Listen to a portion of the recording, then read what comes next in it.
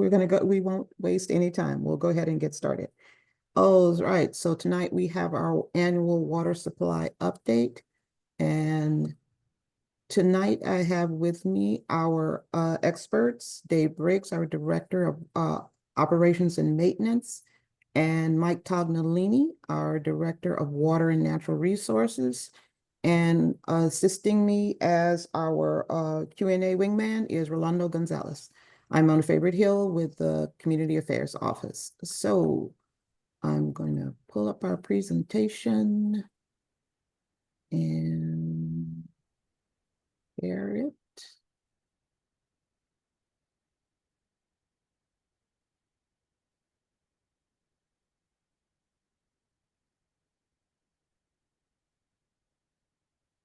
All right. That beautiful view you see is of Pardee Reservoir. And while we're going over that flyover, let me kind of give you the rules of the game. All right, so please note that this webinar will be recorded and that your participation is considered your acceptance of that recording. So, all right, and for questions, please type your questions into the Q&A and we will answer them after the presentation. So moving on to the next slide. And here's what we'll go over tonight. Our current EBMUD water supply, the water supply for the state and protecting water quality, the future of water, our supply reliability, our water supply portfolio, potential future supplemental supply sources, and watershed fuel management and protection. So as I mentioned, here are our experts, Dave and Mike. And I must say, this is Mike's final appearance as our panelist, as he will retire into the sunset in a month. Therefore, he will be grinning throughout this presentation. So, all right, we're going to start with Dave and our current water supply. Okay, good evening, everybody. Thank you, Mona, for the introduction. And I could look at that video of that water cascading over Pardee all day long. It's quite a sight. Okay, so you're going to control it, Mona, if you want to go Yes. to the next slide. So yeah, I'm going to talk about kind of the here and now with what water supply we have, and Mike's going to be talking more about things into the future. So first, when we do give people briefings on our water supply conditions, we generally do like to talk about what kind of water we need and how much water we need and how much water we're producing. Because if you look at the water supply situation, it's really an equation with sources on one side and demand on the other. So you need to understand both and how they work together.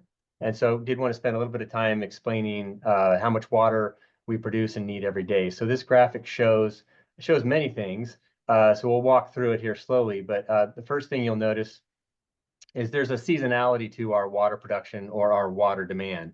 Obviously, in the summertime, we produce more water. There's more water demand. People are irrigating.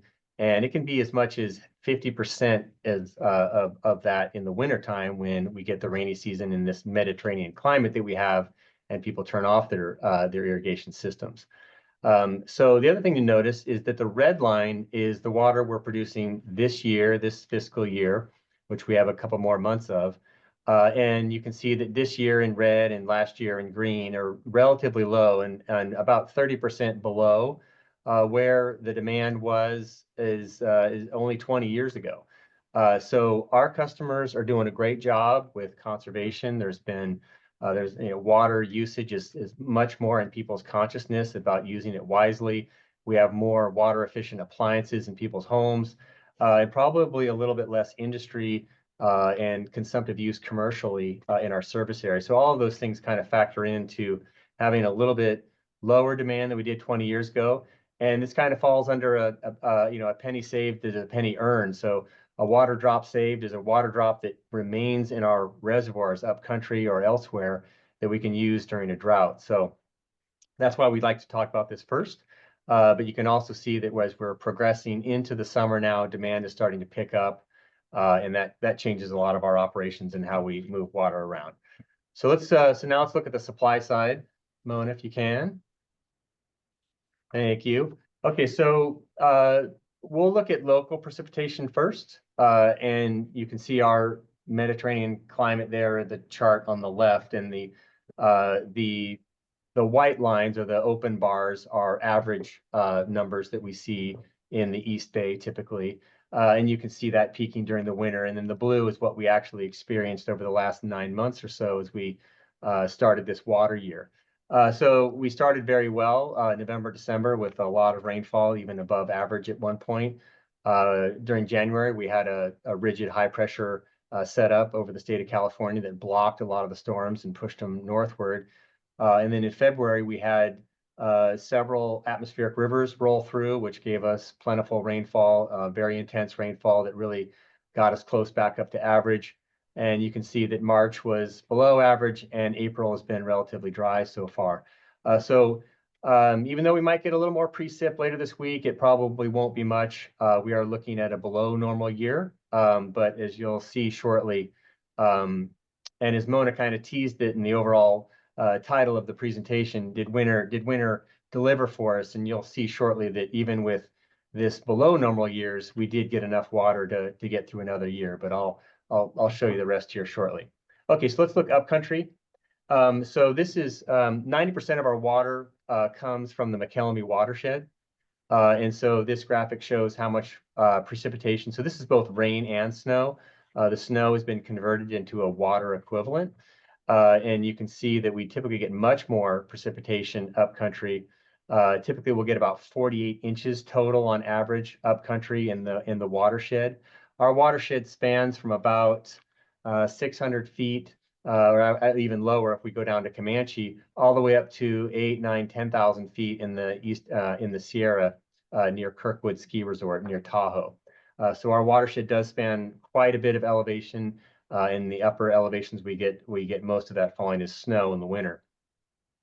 We are closer to average with our upcountry precipitation, and as I mentioned, 90% of our water comes from the McKelvey watershed. So this is the one that really does matter. So let's go to the next slide.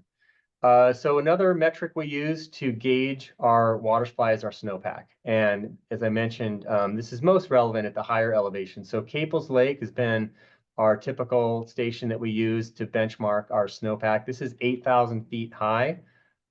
So it is high enough to get snow pretty regularly. And you can see on this chart, there's multiple lines. And again, red is the present year we're in, and you can see that we're tracking close to an average amount of snow depth, just under at 93% of average. So our snowpack is pretty average right now for mid-April. But just to appreciate the variability of California hydrology, and certainly this plays out in our own watershed and here locally around our service area, we see such a wide variety from year to year. In 2015, you can see that blue line at the bottom. We barely got any snow. Compare that to the black line, which was only 2 years ago. We almost, I think that water year ranked third out of about 100 years of record. Just 2 years ago, we got almost the wettest year we've ever recorded. And you can see just by comparing the blue and the black line, there's likely a factor of 10 difference in the amount of runoff we get from those two different water years. So very different variability of hydrology in California, and it does really emphasize the role of storage in getting us through those droughts if we capture it when times are wet. So what we'll see from here is as we get warmer and we get more daylight, the snowpack will melt, and we have reserved space in our reservoirs upcountry to capture all this when it does run off into the river. Let's keep going to the next. Okay, so here's where it all kind of comes together, looking at our storage. And the bulk of our storage is upcountry at Pardee and Comanche Reservoir. Comanche is a couple hundred feet in elevation, right, is the foot of the foothills. Pardee is a little bit higher up on the river. Elevation of Pardee when it's full is about 560 feet.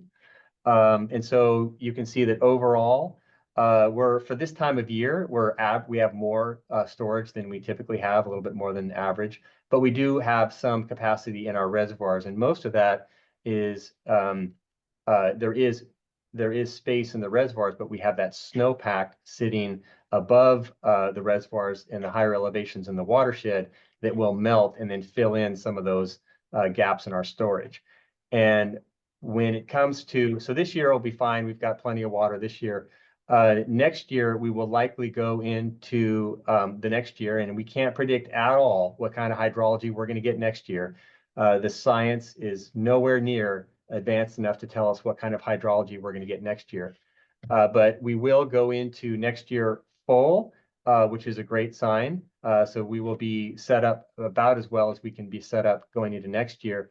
And you might ask yourself, well, 629,000 acre feet of storage going into next year, that still doesn't represent a full reservoir. So what do you mean, Dave? Well, we cannot have absolute full storage going into the winter because we do have flood control responsibilities for communities in the San Joaquin Valley. So we have to have about 150,000 acre feet of available storage upcountry while we go into the winter. So we'll be as full as we can possibly be likely going into next winter. Okay. And so that answers this. Oh, we're going to talk about the state a little bit more here. Okay, so just panning back out a little bit, what I just described is East Bay MUD's service area water supply. And I just wanted to give you a sense of what are things looking like statewide. So this chart shows the snowpack in the northern, central, and southern Sierra. East Bay MUD gets their water from the central Sierra. The McKelvey watershed is located there. But looking at things statewide are important for a variety of reasons. There are many, many people that rely on the snowpack throughout the Sierras for their water supply. So these are contractors with the State Water Project or contractors with the Central Valley Project, which is federal, or their own local water systems. So it's important to kind of pan out and look at the broader landscape.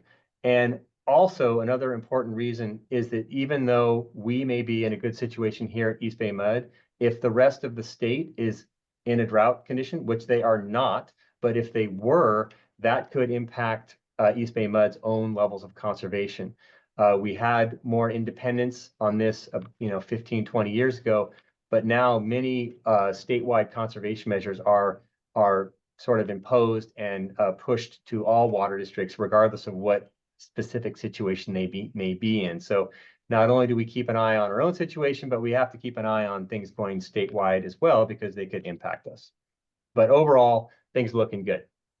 Or I should say well enough to keep us out of a drought, even though they are below normal.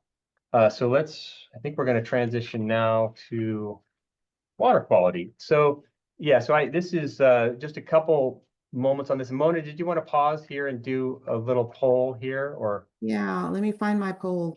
It has Okay. disappeared.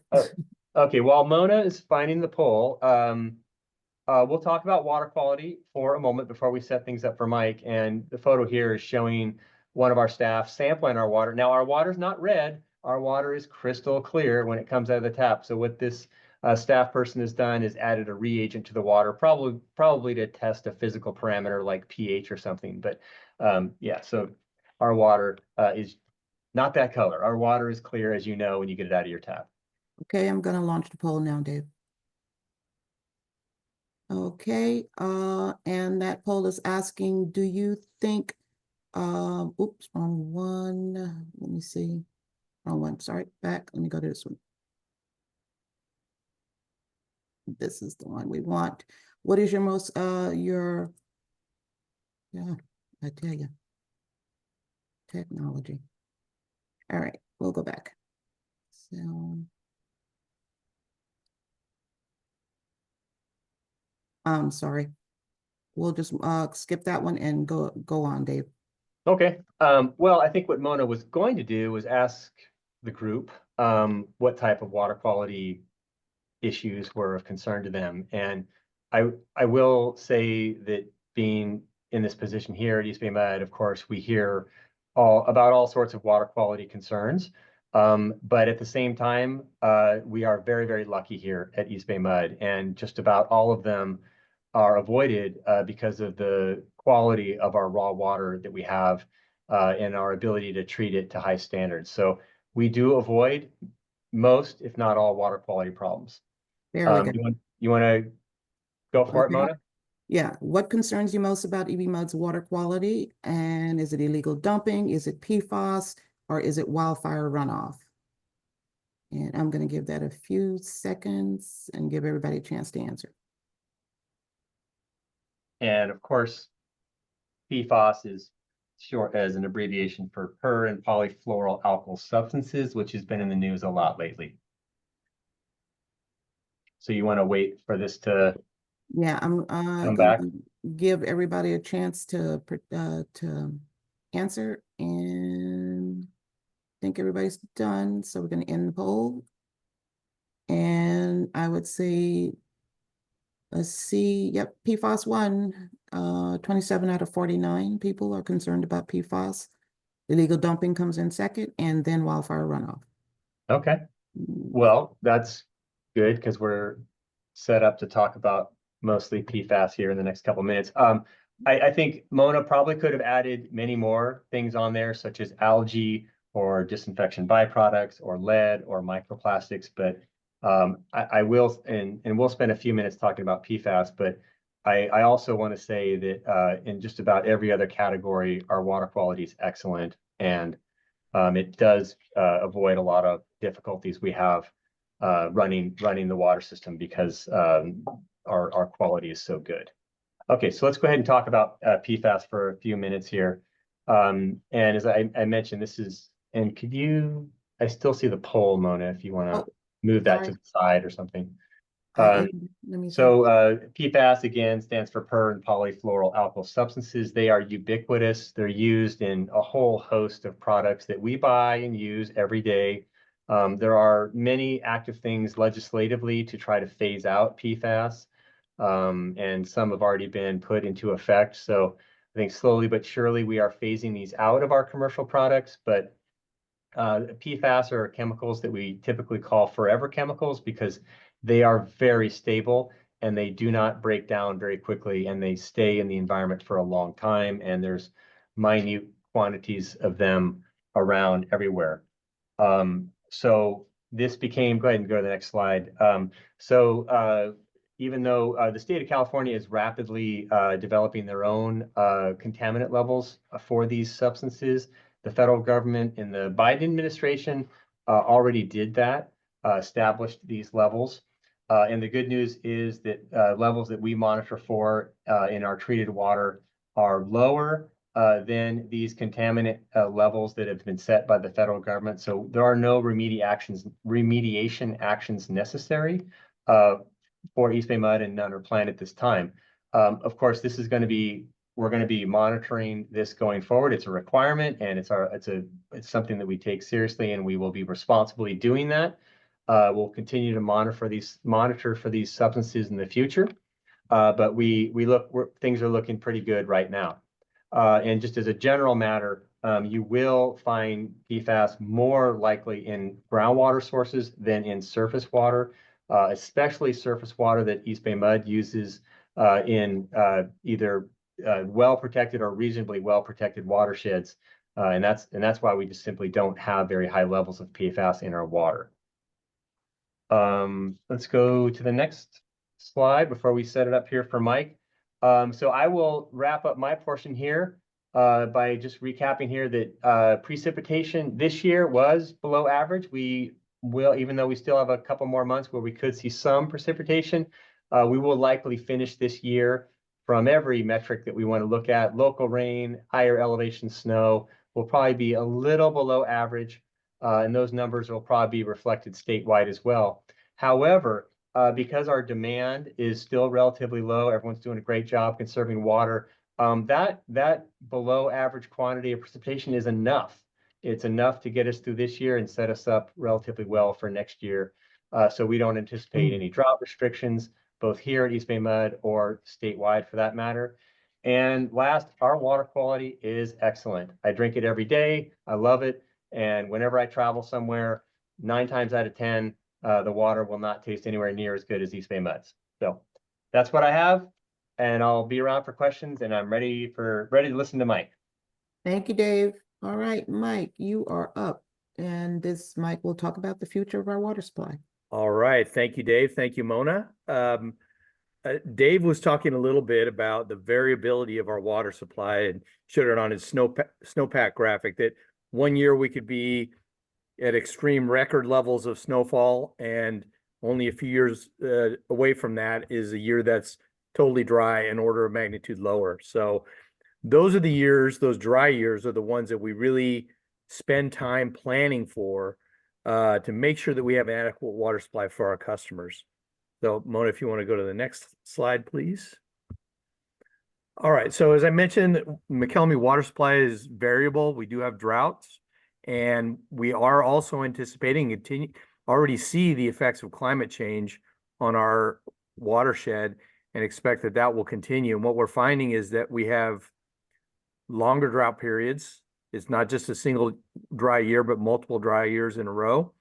And we're also experiencing, when it is a wet year, we get very wet years. So the variability has increased as a result of climate change. So our objective in looking at drought supply planning is to, first of all, diversify our water supply portfolio. We want to look at a bunch of different ways that we can attack a drought so that we're sure we have enough water. And just as a reference, we plan our water supply for droughts that will occur 30 years from now. So we're planning 30 years in advance. We're taking into account the anticipated growth and development in our service area, which is not a lot, but there is some. And we're also factoring in the conservation that our customers have done and will continue to perform in the years ahead.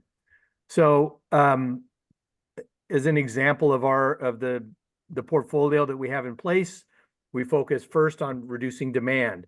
So water conservation, we have a recycled water program. So where it's appropriate right now, we take certain customers off of the potable water system and provide them with treated wastewater that can be used for industrial or irrigation purposes.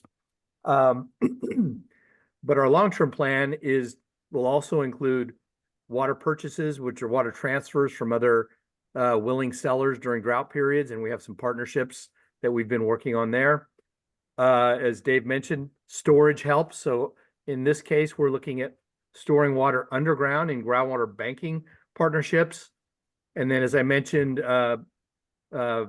expanding our non-potable reuse, our recycled water program, and preparing for a future scenario where EBMUD would invest in potable reuse or purified water that could be where we could treat wastewater to the point that it could be served as drinking water. And next slide, please. So here's the portfolio. And again, our strategy is to build this resilient and sustainable water supply through a diverse water supply portfolio.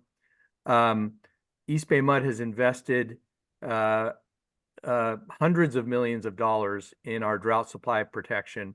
And the biggest element of that is our Freeport Regional Water Project, which went online in 2011 and allows us to access water from a different watershed. Right now, we have access to the McKelvey watershed and then also to our local East Bay reservoirs. But through Freeport, we can now access water from the Sacramento River, which provides opportunity to get water from Sacramento Valley, American River, Yuba River, etc. So that's become a major element for us.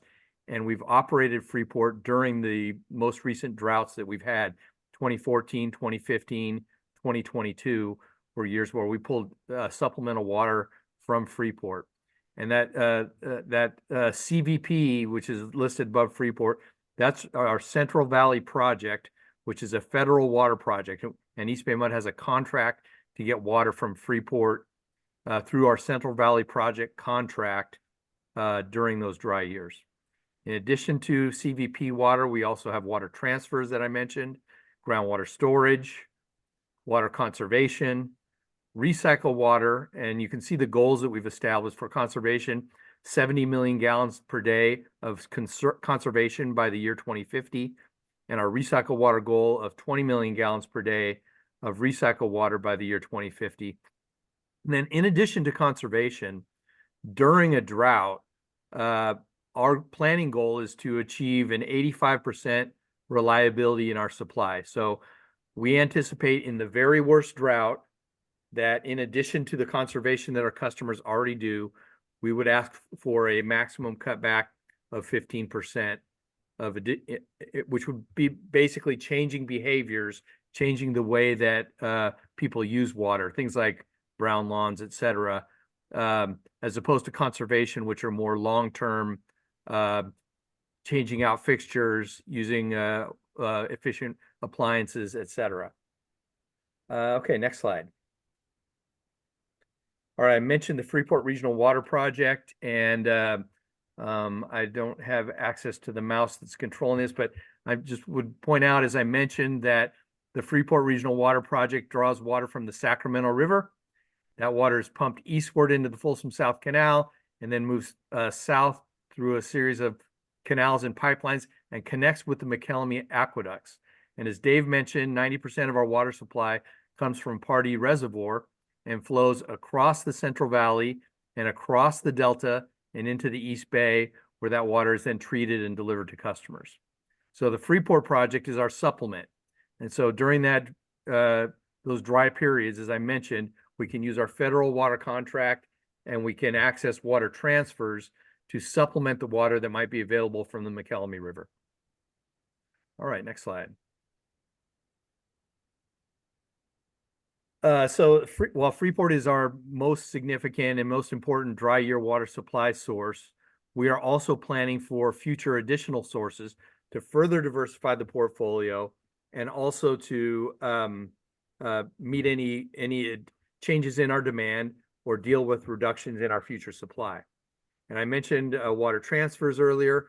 Our biggest partner is Placer County Water Agency, and we're anticipating that we're going to be signing an agreement. We already have an interim agreement in place with them, but a long-term agreement as well that will provide up to 47,000 acre-feet per year when it's available. That's nearly a quarter of East Bay MUD's water supply during a dry year at the maximum. Non-potable reuse, so this is irrigation, industrial use, not for drinking. We think we'll be able to produce up to 14,000 acre-feet of water for non-potable use. What that does is it frees up the potable water for all the rest of us to use. So if we take a large industrial user like a refinery or someone like that and put them on recycled water, we've now freed up potable water that the rest of us can use. Potable reuse or purified water is a longer-term potential project that was identified in our recent Recycle Water Master Plan. It's a good 15 plus years away, maybe 20 or more before we would implement such a program. But there are opportunities for significant savings in our potable water system if we went to a purified water program where we take highly purified wastewater and deliver it to our customers. As I mentioned, groundwater banking, we have had a long-term discussion going on with San Joaquin County. Our aqueducts, our McKelmy aqueducts, take water right through an overdrafted groundwater basin in between Lodi and Stockton in that area. And there's an opportunity to store water underground, and we're working closely with irrigation districts, the county itself, and individual growers on a concept to put water in the ground during wet periods and then be able to pull some of it out during the dry period while leaving some of the water behind to benefit the groundwater basin as well. And then lastly, Bayside Groundwater Project is a small groundwater storage project in the San Lorenzo area that could long-term produce up to 5,000 acre-feet. And that's a water supply mainly for deeper droughts. If we've tapped many of these other supplies and we still find ourselves short, Bayside is a local project that we could also bring online. All right, next slide. Mike, before we go to the next slide, I want to see if I can get some more information, get some thoughts on purified water. Let's see. Okay, well, if you all would take a moment to complete this poll, I've just very briefly touched on purified water and or potable reuse, and would love to hear your thoughts on that as a potential future water supply for East Bay Mud. Give everybody a chance to decide.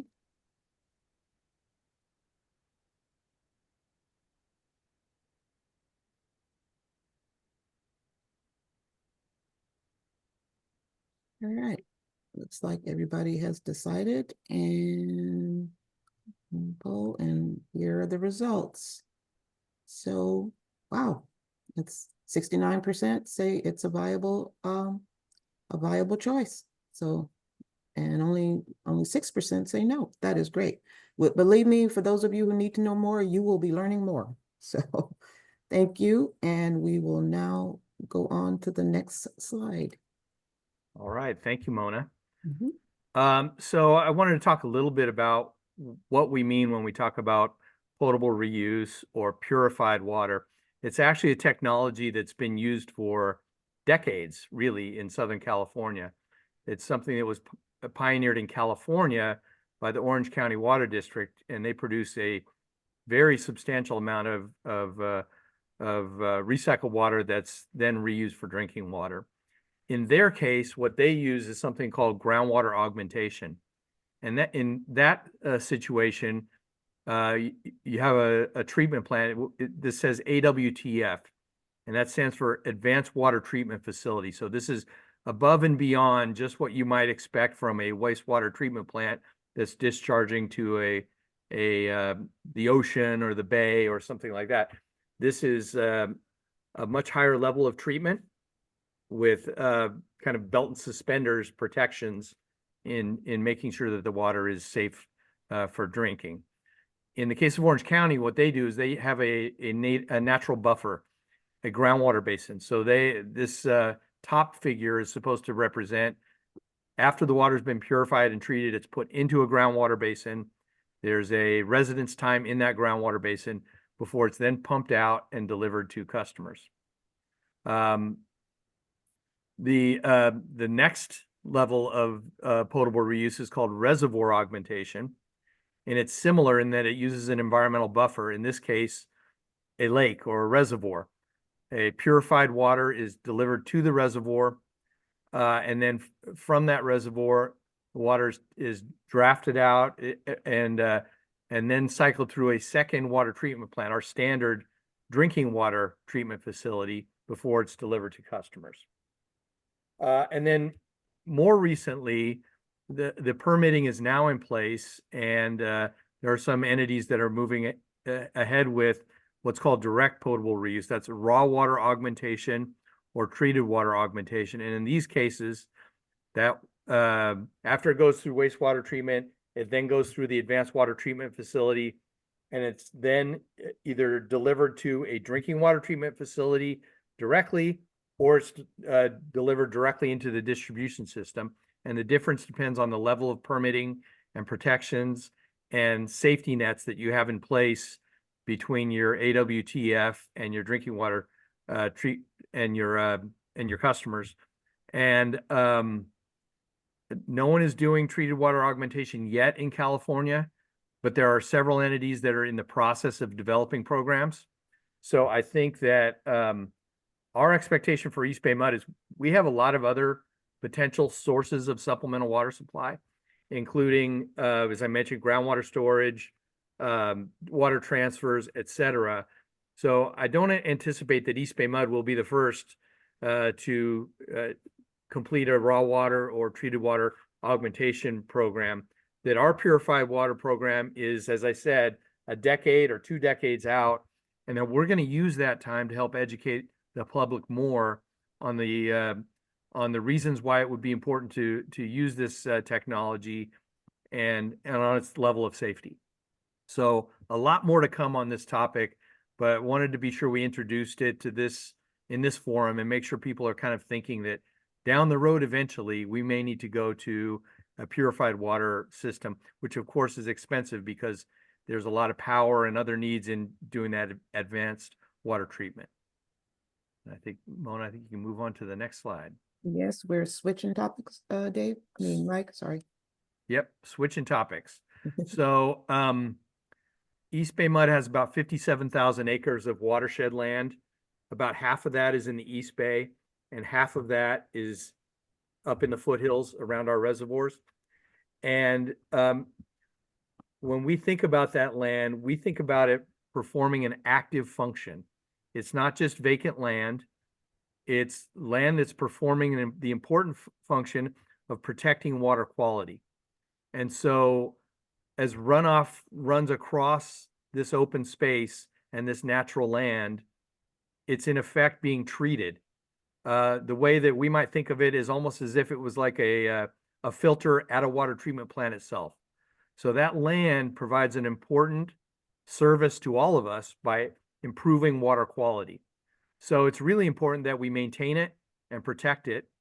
And you see the sign there, protected watershed, no trespassing. We do have some recreational opportunities on our watershed land, but always as a water district, as someone whose main purpose is to protect your water supply, our focus is on protecting water quality, protecting public safety, and protecting habitat on our watershed land.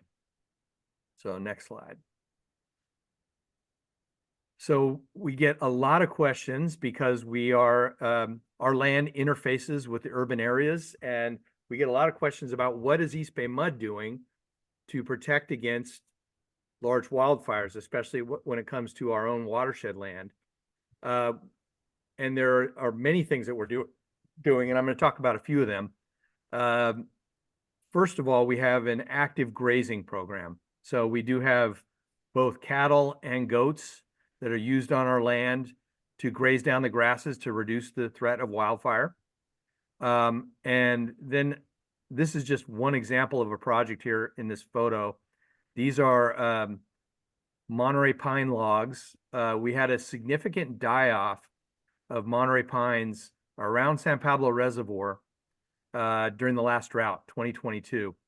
And so even before that had happened, we had been every year removing Monterey pines because we knew they were near the end of their life, they were stressed, and they were dying already. So we haven't had for, over 10 years an active program of removing trees at San Pablo Reservoir. And we use mechanical fuel reduction.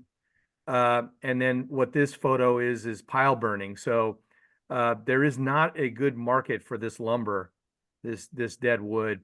And the most economical and environmentally safe way to dispose of this material is actually to burn it. And these are, in this photo here, we're burning these log piles.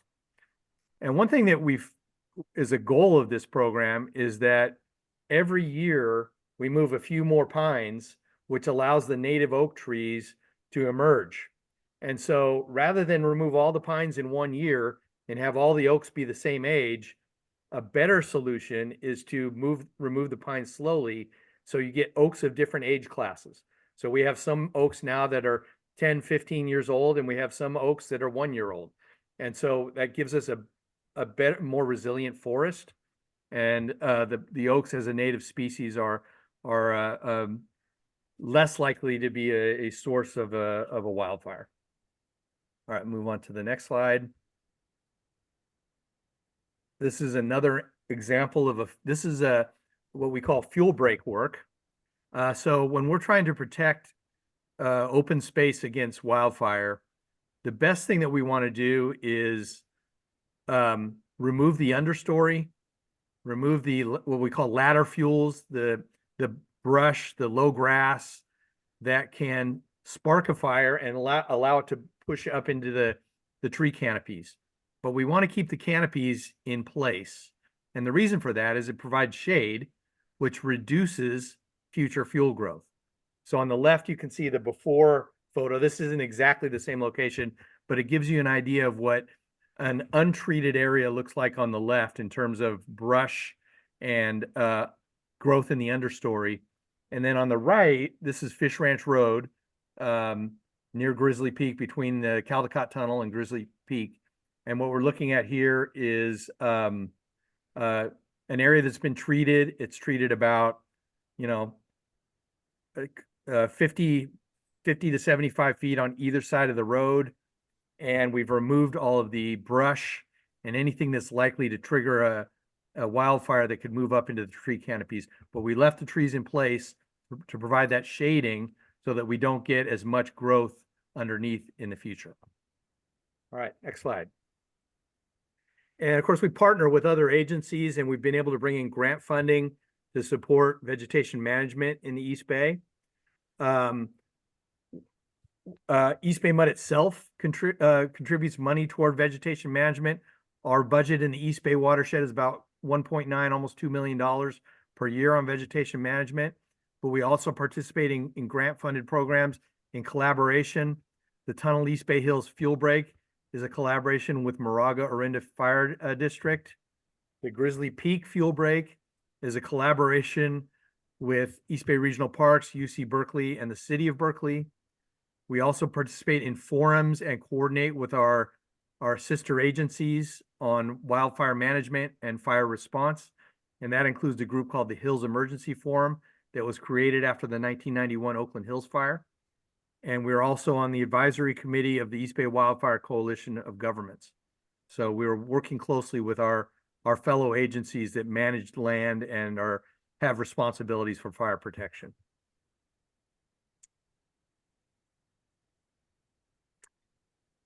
All right, and then key takeaways, and this is kind of summary of Dave's as well. Dave's point that we will escape drought conditions this year.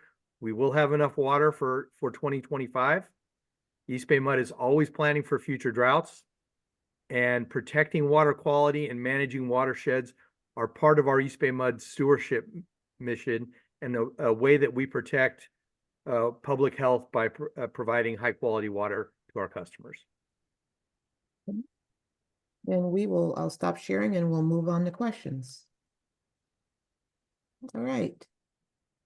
And Rolando, do we have some questions? Yes, we have some questions. Some of them Dave answered, but I'd like to, for the whole audience to hear. So one of them is from Susan. She asked, please discuss golden mussels, RE supplies and effects on recreation. Mike, you want to? Yeah, I guess I'll take that one. Mm-hmm. So the golden mussel is an emerging threat for water agencies, for anyone with facilities in water, as well as for the habitat of the state of California with respect to water. Golden mussels are an invasive species. They originated in Asia, and about 30 years ago, they were detected. Sorry, is there a question? About 30 years ago, they were detected in South America, in Brazil. And so now, as in October of 2024, they were detected for the first time in North America, and they happen to be detected in Northern California, near the city of Stockton in the Delta. So they're very close to East Bay MUD's water infrastructure. Golden mussels are a threat for a couple of reasons. The main thing is that they attach themselves and they grow in huge colonies that can plug up water infrastructure, power plants, water intakes, bridges, boats. They're a major nuisance and can cost hundreds of thousands, if not millions of dollars to scrape off and try to remove on an annual basis. So we want to do everything possible to avoid that. They also are a threat to our habitat because they outcompete native species in the water. So they do damage that way. And then because they're new and their populations might cycle up and down during a die-off period, they could create low oxygen conditions that could kill lots of different species in rivers and lakes. So again, we want to do everything we can to avoid golden mussels getting into our system. And we're still learning about them. Honestly, the first time they've been in North America, we're still learning whether or not they could survive. What we know is that they are more of a threat than previous mussel species because they can survive at low calcium levels in waters with low calcium levels like Pardee and Comanche reservoirs. So what we've done in order to be protective until we learn more, until we can be assured that our water system and our habitat is safe, we're prohibiting boating, private boating on all of East Bay Mud reservoirs through 2025. Which is not very popular, but absolutely necessary. Right, right. And we're anticipating that given another 6 to 9 months of knowledge, we'll have a better plan in place for the coming years that will protect our infrastructure and still provide those recreational opportunities. And I should mention that we do have boat rentals available also at nearly all of our reservoirs. So that is still an option available. Okay. Rolando, are you still there or did I lose you? Okay, we will go on with, we have a question on why not chip the pines? Good question. So we actually do chip the pines. You'll notice in the photo that I presented, those are really big logs. So the kind of chipper that you would need to chip whole logs that are, up to several feet in diameter is very expensive, very difficult to manage, and it's more economical for us. We chip all the branches, we chip all the smaller logs, but that big stuff is really just too large for the type of chippers that are available to us. Okay. All right, Rolando, you want to take the next question? I got kicked out, so all my Q&A has been Disappeared? wiped out. That's okay. Sorry, I So- apologize. All right, so can the pine piles be turned into pellets and exported to Europe? Yeah, I would just say that we did one pilot with a company that took some pine logs from us a few years ago, shredded them for animal bedding for pets.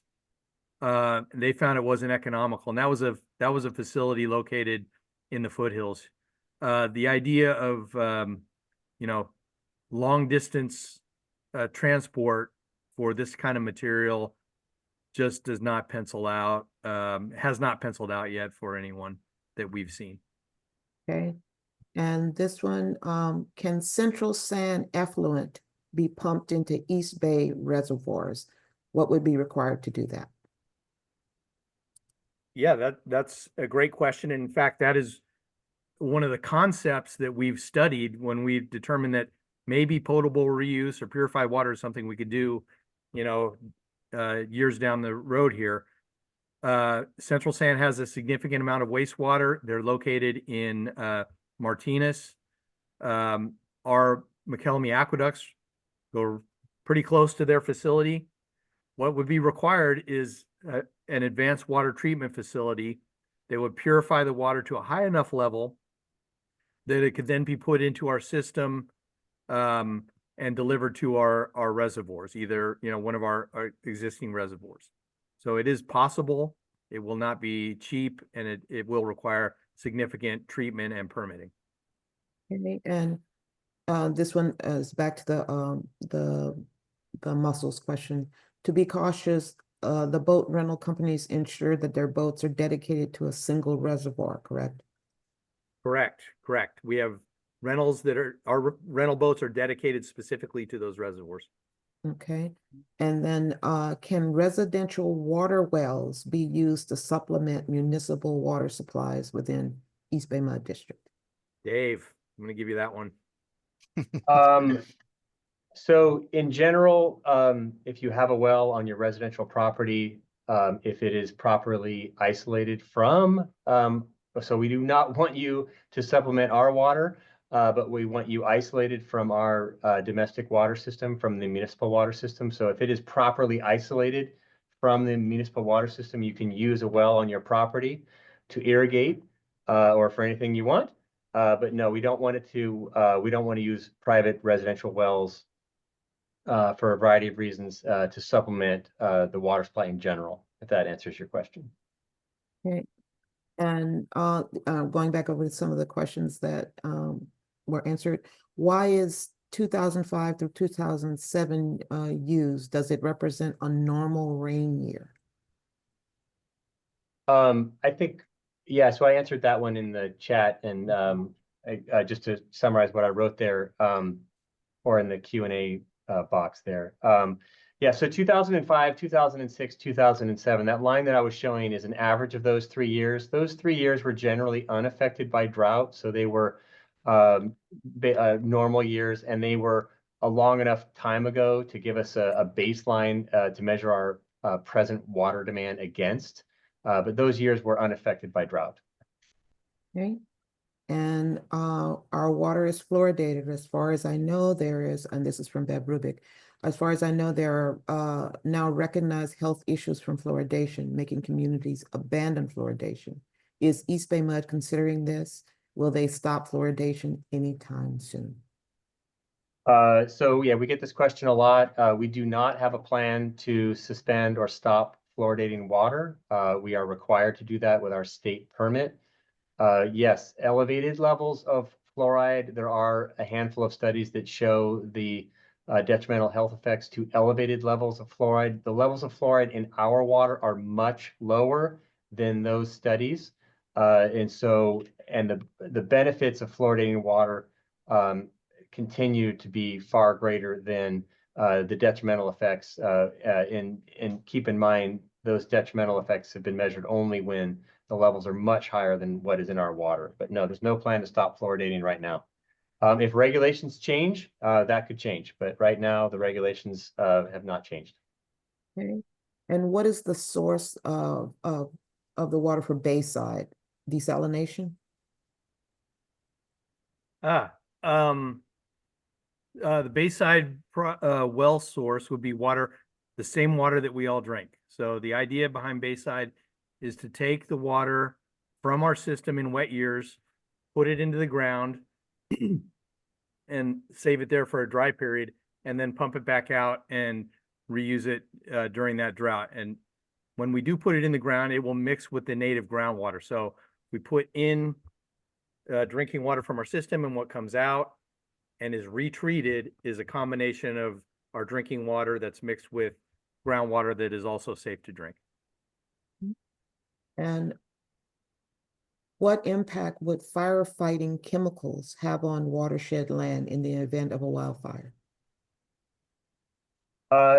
So this is retardant that is going to be deployed by CAL FIRE typically to try to combat a wildfire. They do use it judiciously, and I've never seen CAL FIRE spray it on top of one of our reservoirs. Obviously, they would be applying it surgically to areas that are burning. But yeah, it does contain metals in it. I think it would probably be a bigger impact for wildlife that are immediately near where that retardant is deployed. We do not detect it in our water.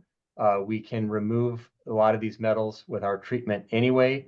I would be far more concerned if there was a wildfire in our watershed. I would be far more concerned with the loss of vegetation and the potential impacts of having high turbidity runoff and other water quality problems that we would get if we had a fire in the watershed. But it is an issue. But I think it would be a relatively minor impact, probably a bigger impact on the environment than on drinking water quality. Okay. And our last question is groundwater depletion from commercial well use a potential problem as it is for some California communities? In the East Bay, we have a groundwater basin called the East Bay Plain. It runs from roughly Richmond to Hayward, and from the bay, edge of the bay, up to the Hayward Falls, so the base of the foothills. It's a small groundwater basin. It's not nearly as productive as groundwater basins in the Central Valley. It is not used significantly for irrigation or other commercial uses. There are some private well owners that use it for backyard wells. There are a few parks that use it for irrigation and a golf course that I'm aware of. But overall, the East Bay Plain groundwater basin is in a sustainable state. It's not being overpumped at the moment. All right, that ends all of our questions, and thank you all for joining us. First of all, I want to say happy trails to Mike as Thank you. as he rides off into his very exciting retirement and refuses to take us with him. But and we want hope you will join us next month on May 21st for our Water Wednesday. It will be budget and rates, and you probably want to tune in to find out, are your rates going up? And I'm just going to say some of you are going to be happy, some of you probably not. So please join us, and thank you and good night. Thank you. Thank you.